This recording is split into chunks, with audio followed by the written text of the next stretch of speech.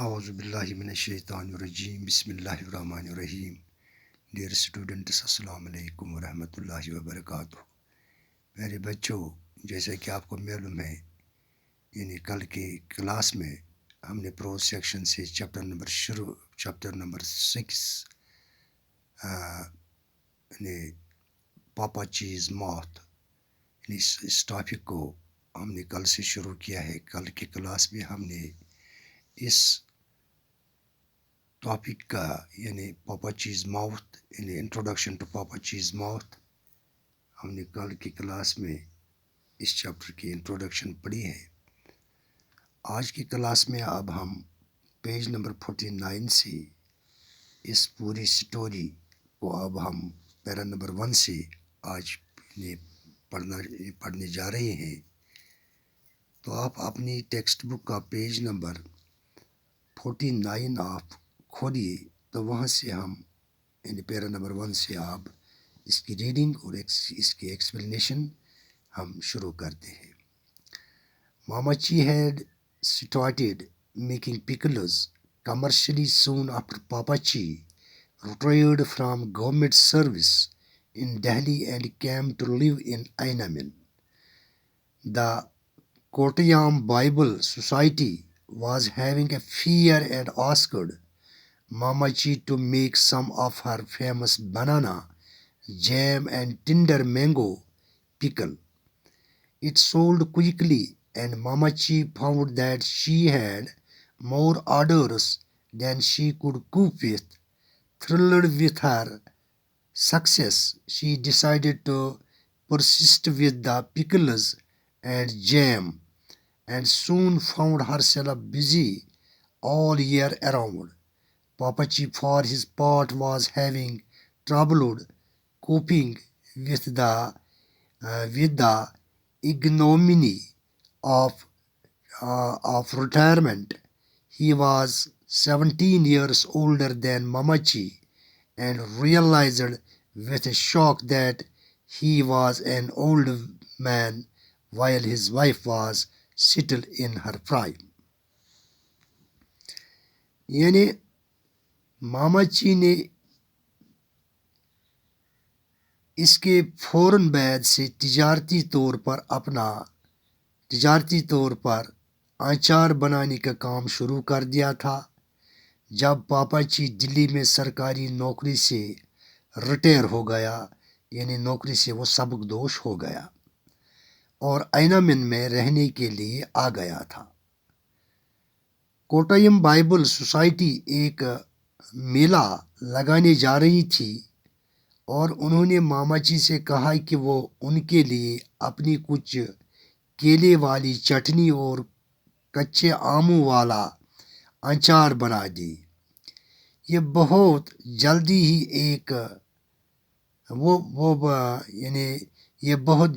ہی بک گیا اور ماماچی نے دیکھا کہ اس سے اتنے زیادہ آرڈر ملنے لگے تھے کہ جنہیں وہ پورا بھی نہیں کر پاتی تھی. اپنی کامیابی سے بہت خوش ہو کر اس نے آچار اور چٹنی بنانے کے کام کو جاری رکھنے کا فیصلہ کر لیا اور جلدی ہی اس نے دیکھا کہ وہ پورا سال بھر مشغول رہنے لگی تھی. جہاں تک پاپاچی کا تعلق تھا، وہ اپنے ریٹائر ہو جانے کی بدنامی کا سامنا کرنے میں دقت محسوس کر رہا تھا. وہ عمر میں ماماچی سے 17 سال بڑا تھا اور اس سے یہ محسوس کرتے ہوئے صدمہ ہوتا تھا کہ اب وہ ایک بوڑھا آدمی ہو گیا تھا، جبکہ اس کی بیوی بھی اپنی پوری جوانی میں تھی. Though Mamachi had conical corneas and was already practically blind, Papachi would not help her with the pickle making because he did not consider pickle making a suitable job for a high-ranking ex-government official. He had always been a jealous man, so he greatly resented the attention his wife was suddenly getting he slouched around the compound in his uh, im- immaculately tailored suit, waving sullen circles around mounds of red chilies and freshly powdered yellow turmeric, watching Mamachi supervise the buying, the waving, the salting and dyeing of lambs and tender mangoes. Every night he beat her with a brass flower vase. The beating were not new. What was new was only the frequency with which they took place. One night Papachi broke the bow of Mamachi's violin and threw it in the river. यानी हालांकि मामाची की आंखों की सफेदी वाला हिस्सा सपी की तरह सुकड़ा जा रहा था और वो पहले ही तकरीबन पूरी तरह यानी अंधी हो चुकी थी। पापाची अचार बनाने में इसकी कोई मदद नहीं करता था, क्योंकि वो अचार बनाना एक ऊंचे रुतबे या ऊंचे ओहदे वाले साबिका सरकारी अफसर के लिए कोई वाजिब काम मानता यानी नहीं मानता था, यानी वो सूट उसको नहीं करता था। वो हमेशा से ही जलन रखने वाला आदमी रहा था, इसलिए इससे इस एहतराम पर बहुत गुस्सा आने लगा था जो इसकी बीवी को अचानक मिलने लगा था। वो बहुत बढ़िया ढंग से सिले हुए अपने कपड़े पहने आंगन में सुस्ता रहता, लाल मिर्च और ताज़ा पिसी हुई हल्दी के ढेरों के इर्द गिर्द वो चक्कर काटता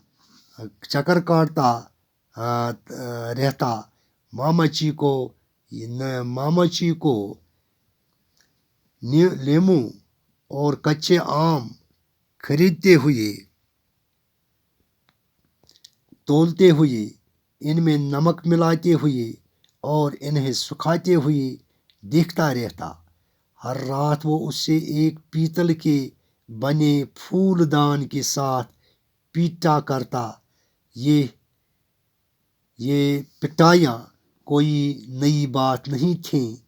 एक रात पापाची ने मामाची के वायलिन की कमान को यानी तोड़ डाला और इसे दरिया में फेंक दिया।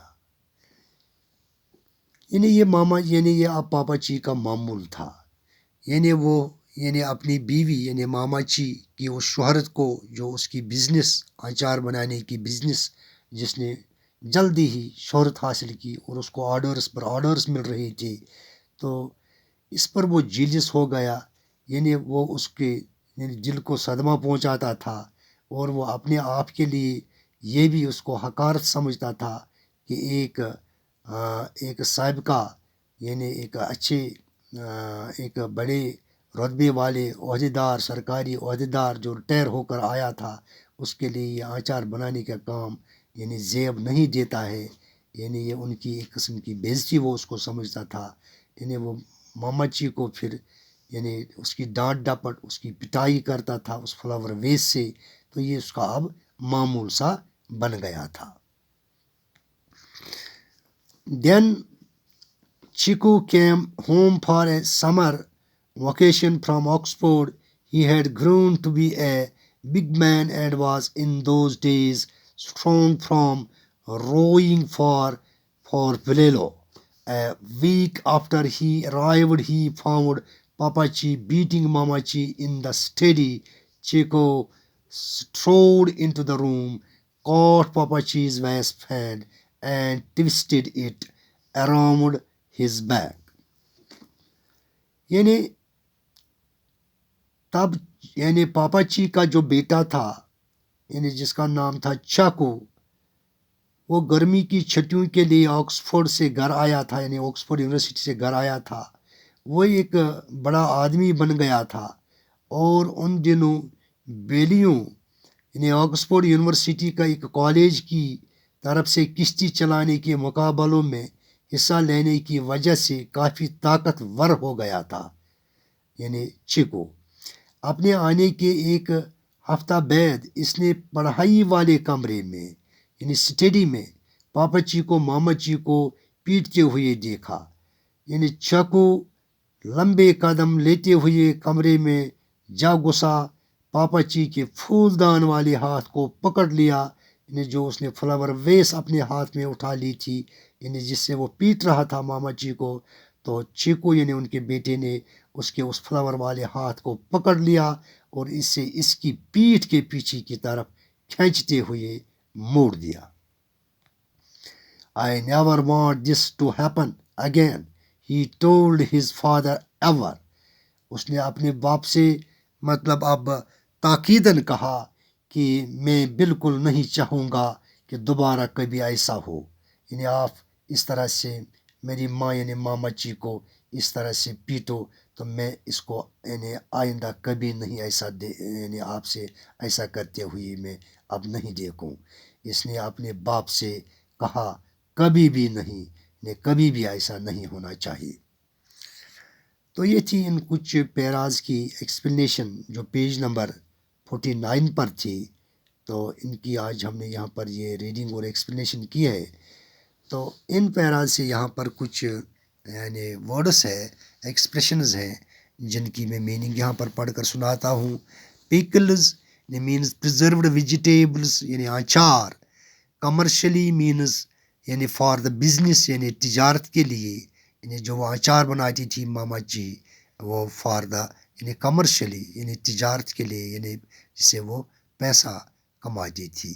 ریٹائرڈ مینز اسٹاف ورکنگ یعنی پاپا جی یعنی اس سرکاری دہلی سے جو وہ انٹومولوجی کے ڈائریکٹر کے عہدے پر تھی، تو وہاں سے وہ سبق دوش ہو کر یعنی نوکری سے ریٹائر ہو کر آئی تھی، تو ریٹائرڈ کہتے ہیں اس کو. سروس مینز ورک یعنی خدمت یا کام.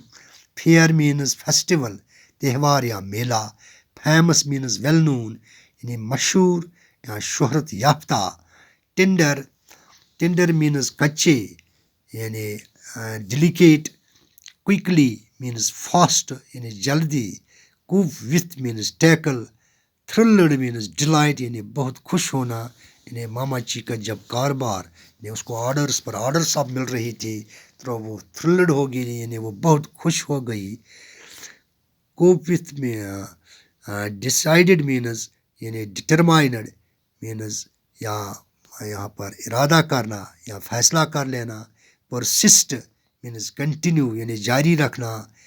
اگنومنی مینز ہیوملیشن یعنی بے عزتی یا ضلالت. ریئلائزڈ مینز انڈرسٹوڈ یعنی سمجھنا. شوق مینز صدمہ. پرائم مینز یوتھ یعنی جوانی. Conical means tapering. Corneas means transparent front part of eyeball یعنی آنکھوں کی سفیدی والا حصہ. تو یہ تھی کچھ ایکسپریشنز جو ان پیراز سے ہم نے پڑھی ہے، یہ ان کی میننگ ہے. تو آج کی کلاس میں بس اتنا ہی ہے. انشاءاللہ کل کے کلاس میں ہم یعنی آگے یہ پیج نمبر 49 سے آگے جو پیراز ہیں ان کی ریڈنگ اور ایکسپلینیشن کل کے کلاس میں پڑھیں گے. تو تب تک کے لیے خدا حافظ، باقی وسلام.